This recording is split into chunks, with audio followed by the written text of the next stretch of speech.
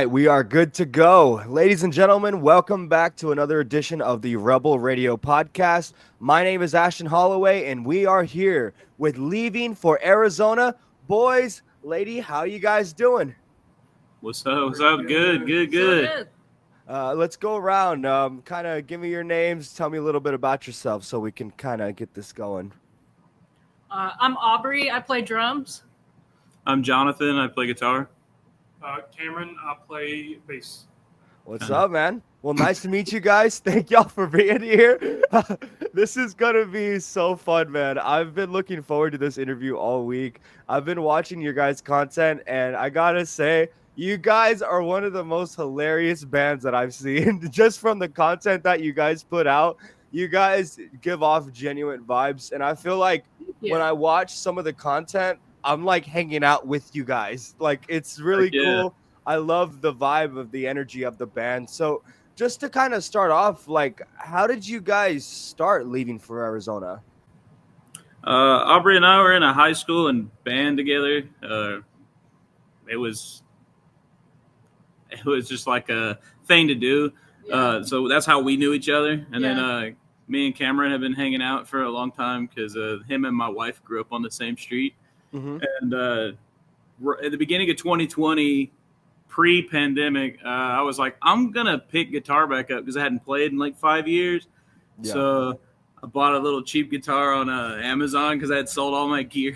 And so we started playing, and I was like, Cameron, you want to try to play drums? And that did not work out too good. So I hit up Aubrey, and Aubrey was down. Yeah, like you said, like we had played together in high school for about a year, but we had like went our separate ways because he graduated. He's like a couple years older than me, and I went off to college and stuff. But then I had come back home and was like back in my hometown. COVID hit. I didn't have shit to do, and he had hit me up and he was like, "Hey, I started this little band," and I had seen him around on Instagram. I was like, "Okay, Jonathan's like playing music again." But it just looked like some dudes hanging out in the garage, just kind of shooting the shit. And he was like, "Do you want to come hang out and teach Cameron how to play drums?" And I was like, I guess I'm not doing anything else. And when I showed up, he was like, "Hey, I know I said I wanted you to teach him how to play drums, but actually, could you play drums?" And I was like, I lied. Sure. I lied. That was the idea the whole time.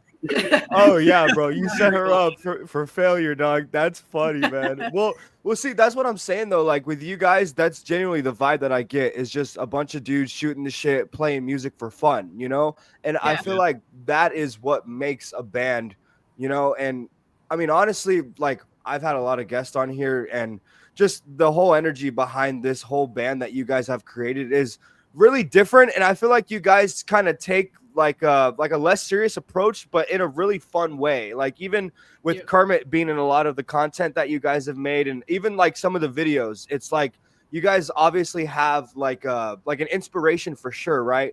But there's still just you guys hanging out, drinking and having fun and partying and just, you know, doing what is supposed to be done when it comes to being a band. But I do kind of want to know, like, you know, I've listened to a lot of the music and I do hear a lot of influences, but who would you say that you take inspiration from exactly? You want to go first?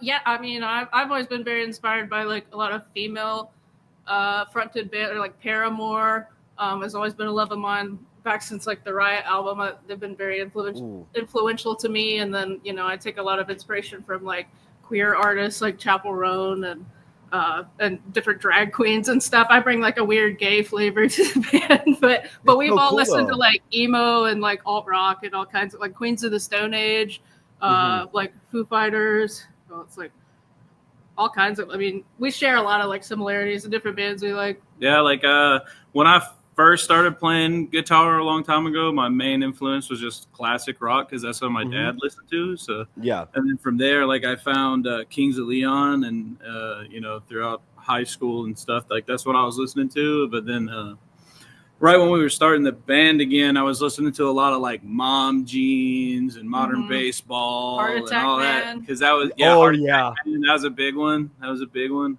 Still is, to be honest. A lot of the stuff that we're writing right now is a lot more in tune with like Midwest emo. We just call it Southeast emo because, you know, being North Carolina and all, why not? But no, what about you, Cameron? I'm a little unique. When I was growing up, I didn't listen to a lot of like music. So like when we started this band, a lot of my music tastes were very like top 40s, you know, whatever my parents listened to, I listened to. He really likes Usher, right? Usher, AC/DC. He's the basic bitch of the group. You know, I was a blank slate. So, you know, him being my best friend, you know, I listened to a lot of what he listened to, Kings of Leon. And then, like, from there, like I love Microwave, Modern Baseball, American football, like, a lot of the Midwest emo influence bands, Mom Jeans, just a lot like that. I've kind of taken a different route than him and gone way more Midwest emo than he did. That's awesome. I would have never expected Usher to be the first thing that comes out, though. That's fucking crazy, bro. Holy shit. Well, see, because, like, even when I listen to the music, I hear a lot of, like, of course, movements, right? Or, like, Tiny Moving Parts. Like, big influence with them, and that was a huge influence for me as well. So I used to be in a band called the Reckless Degenerates, and we kind of did, like 2000s emo alternative music. So a little bit of like My Chemical Romance, Green Day, you know, some of the basic shit. But then near the end, we started writing a lot of that Midwest emo type of music. And that's really what caught my attention about you guys was the versatile sound. Like, you have become more comfortable with your writing for sure.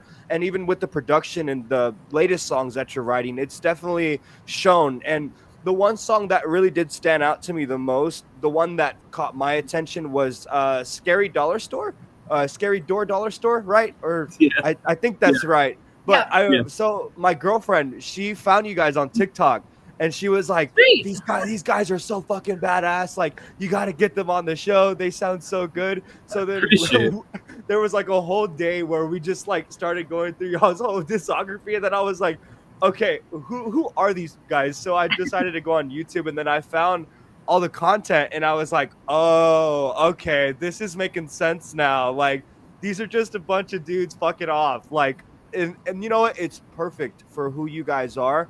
But going back to the song Scary Door Dollar Store, what is that song about? Who wrote the song? What's the inspiration behind that? I think we wrote the instrumental, like all the music for it back in like 2020. Like, it was like 2-3 years ago that we wrote the instrumental, and it was kind of a difficult song to write lyrics around because the melody that he plays is very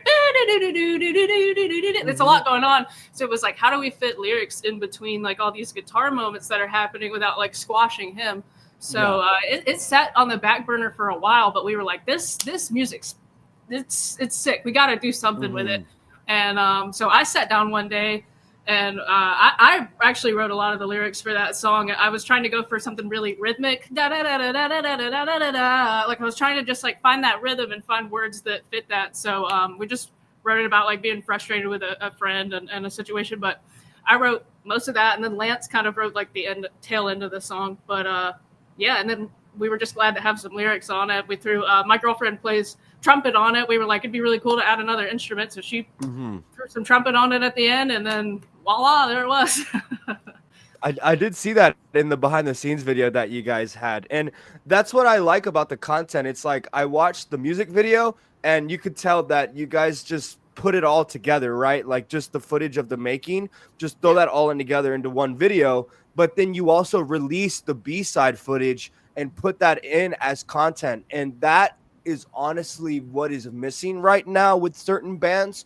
Like, yeah, music is a huge part of what makes or break a band, right? But I feel like if you can't have the content to back it up, to really get people to understand who you are as people. And that's what really stuck out to me about you guys, was the content side of things. And, you know, even with videos like Cowboy Killers, like what even was that? Like, where did that even come from? Do you have any interesting stories about the making of that music video?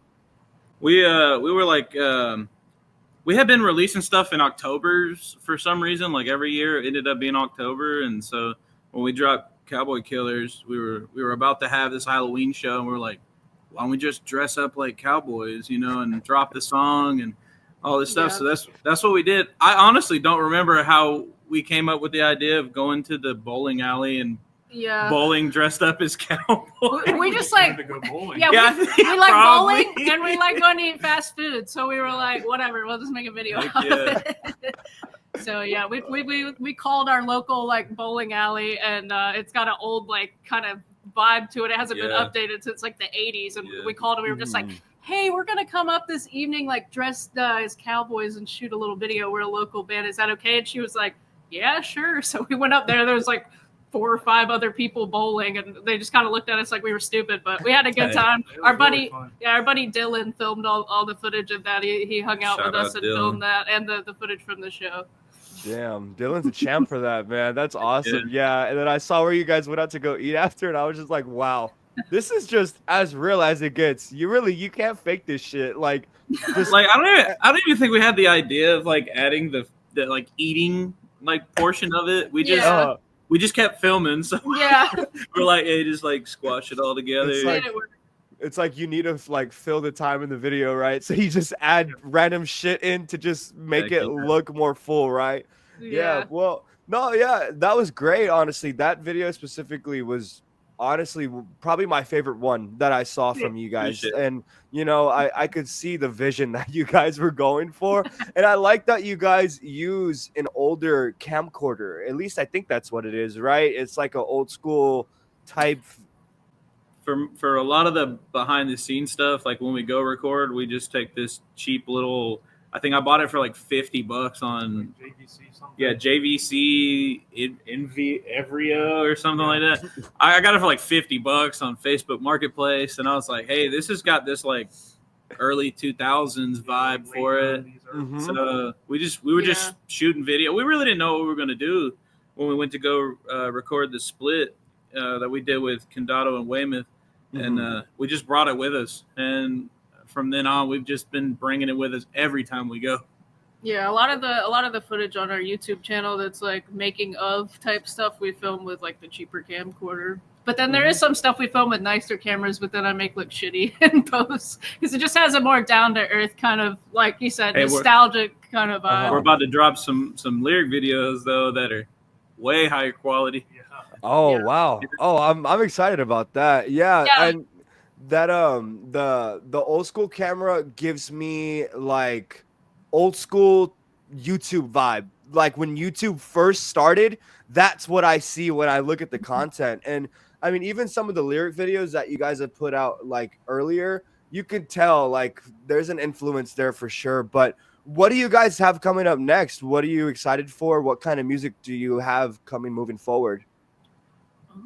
Well, like you said, we're gonna have 3 videos coming out on YouTube here pretty soon that are lyric videos. They're for Crying in the Applebee's Parking Lot, Citadel, Scary Door, and Mojo Dojo Casa House. They're like nicer filmed, and they'll have like lyrics on the side of the screen. So we're gonna drop those on YouTube. Be on the lookout for those. And then we just dropped a single, Life Isn't About Getting Drunk and Eating Chicken Fingers All the Time. Shout out Trailer Um, Park Boys. Yeah, shout out Yeah. Trailer Park Boys. I was just about to ask about that too. Okay. This is the biggest question of the whole interview, right? So if life isn't about getting drunk and eating chicken fingers all the time, then what is it really about? I'm gonna be corny. I'm gonna be real corny. Friends, be real. Yeah, The just homies. Yeah, just being with the homies. good times. Mm-hmm. Yeah. Absolutely. Cameron, what is life about if it's not about getting drunk and eating chicken fingers all the time? I'm gonna go with the. Genshin Impact. Hey, I just passed 500 hours. God, it's insane. Genshin Impact and chicken wings. Oh my God, chicken wings. Yeah, chicken Specifically. Chicken wings. Okay. Bet. Aubrey, what about you? Chop Yeah, one. because honestly, I'm down bad. I'm sorry. Oh, she's No. sipping for Chaperone, dog. That's crazy. No, it's about friends and family, good times, just like trying to make people laugh. Yeah. Like the amount of like trips we've went on that like we have laughed till like our stomachs fucking Oh my hurt, God, and we're like, yes. dude, Mhm. stop talking. I'm in pain. I'm laughing so hard. Like that's what all this is about for me.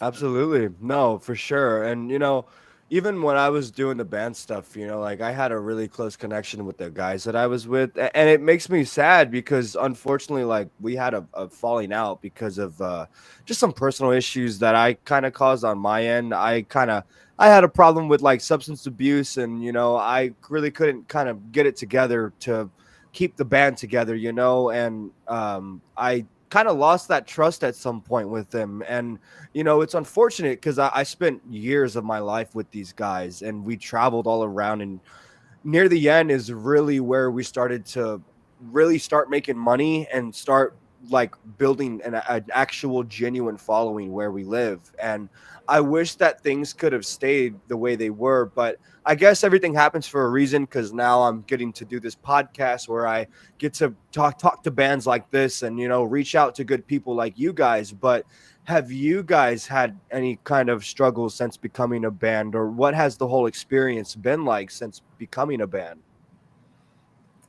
Well, I think it's always like interesting juggling like personalities. Like when you do anything with multiple people, like if I think all of us have said before, like if we wanted to just like make whatever music we wanted and throw it up on Spotify, like we could do that in our bedroom, you know, with a laptop and whatever. Like we have all the capabilities to make music by ourselves. But the reason you come together with people is to collaborate and bounce ideas off of each other. Of like, no, dude, like that riff is sick. You got to play that. Or like, that's how Scary Door happened. like, nah, man, them lyrics ain't it. Like, we got to rework that. Like, you have to be honest with each other and be open. So, like, sometimes there's some struggles of just, like, being honest with each other and, like, tension creatively of just being honest. Like, feelings get hurt or toes get stepped on. But, you know, that's just a part of collaboration and being a team. And I think it's important. Like, I like to live by, you know, never go to bed mad.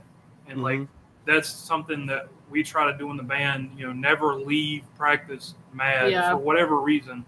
Let's work it out here so it doesn't go any further than here. Yeah, any tension we have, we'll be like, hey, yo, like this next practice, like no matter what's going on, like let's sit down and go around the room and talk about like, do you have any issues or have anything we need to work on? Because it's super important, like not just in the band, but in your relationships or in your friendships, to be open and honest with people and talk about things even when they're difficult, because there's been conversations we've had where we've been like at each other's throats, but then after that we're even closer because we had that tension and because we talked it out. Yeah, sometimes you just gotta squash the beef right then, you know. I mean, like I've known Cameron for 12 13 years now. Like I want to strangle him all the time. Same. Earlier today, but like we've known each other for so long, and it's like, you know, you can't be in any type of relationship, whether that's with family or friends or in the band or at work, without like sometimes you're at each other's throats, but like you just got to work through it. I mean, and if you can't, then, you know, you just got to move on and fill the role of somebody else, you know? Yeah, no, for sure. And honestly, thank you for sharing that. That resonates with me specifically just because of my situation that's been going on recently. I've really been trying to get back on track with everything, and I feel like I lost myself once I lost the guys that I was with. And even now I'm still trying to figure out, you know, like, who am I? What am I doing? You know, what is my purpose? Like, I love entertaining people. I love the entertainment industry. I love being on stage. I also love professional wrestling. So that's like something that I've been trying to like get into more of now. And it's been taking up a lot of my time in life. And, you know, being in a band can definitely take up a lot of time, and there is struggles that come with that, but I can see the passion with you guys when you are together. I can see the love in the videos and the content that you guys make. There's a genuine connection. There's a love there that brings you guys together. And especially there was one video that I saw. It was I think it was the trip to Asheville that you guys had. That video is so fucking hilarious, bro. What was that trip like? Can you tell me anything about that trip specifically? The venue was a venue, and like we had ran like an Instagram ad for, it was when we put out Placeholder, right? When it was, I don't even. We had like ran an Instagram ad. We met some cool people that like found us off that ad. So like, you know, shout out social media doing its like thing, you know, what it should be for. But like, I remember we got there, we brought our friend Davis with us, Yep. and Davis brought the Among Us costume, and we Mhm. were like, if you don't wear that at the show, you're not riding back with us. So he did. Yeah. That was so stupid. Yeah. It was a good time. Yeah, I don't no. remember too much else. That trip was like our first time playing like several hours away. Yeah. We went and played more in like the western part of the state, up in the mountains. Shout out WNC. But yeah, that was like one of our first trips, and we stayed overnight because it was a late show, and we took our significant others and Davis. He just always shows up, fucking Davis. Shout out. But yeah, it was goofy. Well, so what have been some of your favorite memories playing shows together since becoming a band? I think a big highlight for me was we played at Amos's, which was the big venue in Charlotte. Wow. And like I grew up going to shows there, and it was surreal to me to like share the same stage as the bands that you love. Yeah, it was kind of surreal to like be up there and play, and like we play with a bunch of our homies too, because we did the Emo Royale, and it was 4 of us, 4 bands, and it was just a good time, just being around a bunch of friends and meeting new people that came out that were fans of the other bands, and just in general, I think pretty much almost every show we've played, there's just been a moment that was just super enjoyable, even if it's in a venue where you're like, oh, this is like, it's a venue, we're playing here or whatever. But we make the most of it, I think, every time we play. For me, that was the highlight, though, was Amos's. I think for me it was when that girl, I forget how old she was, but she came up to us, her and her mom wanted us to give her an autograph. And I'm like, somebody's asking for my autograph? Like, that is insane to me. Yeah, that was pretty wild. There's something like you don't ever really like sit there and think about like, what if someone's gonna ask me for an autograph today? Like that's I'm just a regular guy working 9 to 5 and then playing music for fun, But like, yeah, that was pretty cool too. I forgot about that. Awesome. Aubrey, do you got any memories you want to share at all? Oh yeah, we just came off of a weekend trip this past October where we played a show like on the coast of North Carolina, and then we went to Georgia and Tennessee for the first time, and all the shows were great. We just had a fun time, like piling in and out of the little minivan that he bought, and staying in hotels every night. We just would get one hotel room, and 2 of us would be in the bed, and 2 of us would be on an air mattress, and we're trying to go to bed at night. And we're like, pee pee poo poo, like keeping each other awake. It's just stupid. Yeah, literally just can't let anybody go to sleep. Yeah. And then get up and drive like 4.5 hours, 5 hours. That was always fun. Those are always the best ones. Yeah, that was our first time like traveling out of state and really doing anything like for longer than just like a night or 2, and we got along and had a good time. We didn't want to kill each other. So I want to go do it again. We want to do it again. So well, I hope you guys get the opportunity to, and it's awesome to get to hear this side of the band, because obviously I get to see the fun side through the content, but I knew that there was something about you guys that's more than just that. And this is kind of why I wanted to have the interview, is to kind of get down to the deeper side of things. And, even like playing music for me when I was on stage, it was about bringing people together, getting to have that chance to see friends and family come together and be free for a night. And it's just such a beautiful thing. Like I forget that this is a blessing, that we are fortunate enough to be able to write these words and to have these experiences with these people, and even though to us it's just fun, it's just us trying to enjoy ourselves and express our emotions, but to other people, this is the one night a week where they get to go out and have fun with their friends and kick ass and party. And you don't know who's going to meet who at these shows. They can meet a lifelong friend. Somebody can meet their significant other that they spend years with. You really don't know what kind of people you're bringing together. And I think this band specifically is really good at doing that. And I think you guys have something special. You guys have that passion and that brotherhood. And that's what I love about you guys. Now, as far as the band right now, like, what is the goal moving forward? What do you want to accomplish? What do you have in mind for this project moving forward? Well, currently we've got we've got 5 songs that we're setting on. 4 of which we've got to go record. So we're recording the rest of our EP, which I think it probably is.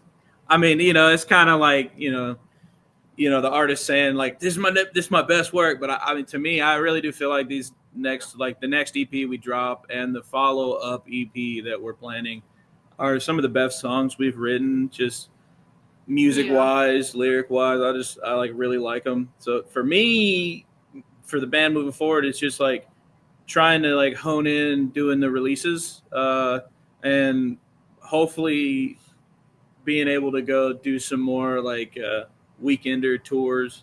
Like just we were wanting to go up to like Pennsylvania and come back down. We thought that would be pretty cool, just because like that whole like route back down is like the scene for the emo music, and that for me, that's what I'm most looking forward to for 2025 specifically. Expanding. Yeah. There's a lot of marketing that goes into that stuff too, man. You always got to invest some kind of money to get people out there to even want to see you guys. And I hope that you're able to get what you're looking for out of this next record, man, especially if you believe that this is the best that you've written so far. I'd love to hear it. If you guys have any you want to share later on, man, please feel free to send it over. Aubrey, Cameron, you guys got anything you want to share about your goals or anything, aspirations you have so far? I think mine is just, obviously get, better at my instrument, have more people just hear our music. I mean, we've had people come up to us and be like, we've cried to this song. Like me and my significant other cried to this song, and it's like, mind blowing that you're releasing music that makes people feel this way. Yeah. And I mean, even when you know where the song came from, it's insane that people love it so much that they will cry to it. And I just want to keep doing that, keep releasing music that make people feel things. Aubrey? Yeah, I think a lot of what Jonathan said, we just feel like this last 6 to 8 months that we've been writing music has really solidified our sound. We've always kind of been creeping towards what Leaving for Arizona is, but I think we've really written some things that we genuinely really feel proud of. And when it comes on, sometimes we'll be singing along or get stuck in our head and we're like, oh, I'm like, damn, my friends wrote that. My friends wrote that song. That's crazy, So it's cool to go from like this little garage rock band that we used to always call shitty indie music. Hey, go listen to our shitty indie music. To something that's like, hey, go listen to my band. I'm fucking proud of that. So it's cool to be at that level, and that's what I'm looking forward to personally. That's awesome. Well, we're about to wrap up here in a minute. I do got to get this going. Before we do end, I got 2 last questions for you guys. The first one that I want to ask, and this is probably the most important question of the entire interview. Where the fuck does Kermit the Frog come into play with this band? He came from Lance joined the band in like early 2021, and he's trapped inside Kermit's body. Yeah. So, you okay, Lance? Are you okay, Lance? No, I'm just kidding. He couldn't be here today. Lance had this doll, and he brought him. He was like, he just brought Kermit one day, and it was around the time like we started playing our first show. He just came to the show with us and like sat on one of the little speakers, and he's just like always came to the shows with us. And Well, okay. So hold up. When we first started the band, we were practicing at my house. And then we couldn't practice there anymore, so we moved to this other location that our old singer, John, he had like a shop out back, and it was falling apart. It leaked water all the time. And we found a frog like puppet in there. And I remember we moved from there into the new place we were at, and then Lance joined the band. John left the band, and when Lance brought Kermit, I was like, yo. Replacement for what was his name? Freddy the Frog or something. Like it was some like little like was it like a Bible school like frog puppet, and we're like, yo, Kermit the Frog's a lot cooler. For sure. So he's here, and he's here to stay. And He- Disney, you can come for us, okay? Because that'd be a way cooler lawsuit than anything. Be like a small local band gets sued by Disney. For Kermit the Frog playing Frog. drums. Hey man, we love Kermit here, and he is now the official mascot for leaving for Arizona for the rest of 2025, going into 2026. And guess what, guys? You are amazing. I'm so glad that I was able to have this conversation with you, and I hope that everything works out for you moving forward. Congratulations on all the success. And I like to end off the interview on a good note. I do this with every guest that I have, and I'm going to do it with all three of you now. Name 3 things that you are all grateful for right now. I'm grateful for my wife. Is it 3 individual? All, Look, I'm gonna give you 3 three. individual. 3. look. You can each tell me 3. Okay, sick. My wife. I love my wife. She's the best. If it wasn't for her pushing me to, actually like play music again, I probably wouldn't be doing it. Second is my friends. Like I said, as lame as it is, like I don't know where I would be without my homies. And that goes for the band and all my homies that aren't in the band. They might not see me as much because, I'm in the band all the time, like every day, talking about it, thinking about it. And honestly, specifically, I'm thankful for Cameron. If it wasn't for Cameron, we wouldn't be in the practice space that we're currently in and all that. If it wasn't for Cameron and his family, for me, I'm just I'm all about the people, Beautiful. Cameron, you're next, man. You Well- better say me. Okay. One, my family, of course. My mom, my late father, my niece's birthday is today even. Awesome. And then, of Yeah. course, number 2 is this man right That's here. right. It better have been me. We like to joke that he raised me for the first 6 years of my life, and Yeah. it's not a joke. Like, He's older he than me, taught though. me to be an adult. And I'm very, very thankful for him. He is my best friend in the entire world. And then third, just the band in general. I love Aubrey. Lance, I love you too, Cameron. Lance to death. Yeah. I was so nervous when Lance joined because I was scared he wasn't going to mess with us. Mhm. And then He doesn't. He sucks. He's not I'm even just here. kidding. Love you, and Lance. then we He's met right him. there. It was like this. It's like he was always here. Yeah. And I love these guys. That's awesome. Aubrey, you can finish us Kermit off. thankful for? There you go. So Lance is here with us. I don't know what. Kermit, he's thankful for Miss Piggy, his leaving for Arizona merch that he's wearing. Show the shirt. Dude, I don't know. He's like, Can you see it? wow. Oh, Well, that fell. Oops. That's it. He only has 2 things, He only has 2. and Okay. he's got to lay down now. He's 'cause not the thankful for thing the holding band. him up fell. I'm thankful for my girlfriend Olivia. She my everything. Hell yeah! I'm Shout out thankful. I'm Olivia. thankful for my family's health. There's been some ups and downs, but everybody's good, and that's always awesome. And I think I'm thankful for every person that's ever given the band any amount of their time and not just brushed us off. Yeah, y'all are real ones. Yeah, y'all the real ones. Yeah. And all the people that we've met. We talk all the time about we talk about how much the band means to us or whatever, but even just people in other bands that you meet Yeah. playing shows locally, the amount of people we've met in the last 3 years just doing local shows, just playing 30 to 40 shows. That's not that many, but the amount of people we've met along the way are just incredible, awesome people. And it's awesome to share the stage with people that are so fucking talented and are sometimes playing their heart out for 6 people, but you would Yeah. think they're playing for an arena the way they're Yeah, playing. heck I mean, yeah. it's shout out the homies for real. those are the best artists always, man. And I'm sure you guys had to start somewhere as well. And I'll tell you right now, you guys are only going to go up from here with the energy, with the vibe, with the music, everything that you guys provide as a band. Never lose sight of the goal in mind, and always remember that you guys are in control of this. So I just want to say once again, thank you so much for your time. Thank you so much for even letting me sit down and giving me the opportunity to just enjoy your presence and get to meet Kermit and hang out with you guys for the last 30 minutes. I'm grateful to be able to sit here and talk with you. And I'm really terrified because Kermit's staring at me like he wants to eat my ass, but I'm not going to let him. So with that being said, this is going to wrap up this edition of the Rebel Radio Podcast. My name is Ashton Holloway, and we will see you crazy motherfuckers later. Yeah, thank you. Yeah, thank you. Appreciate it.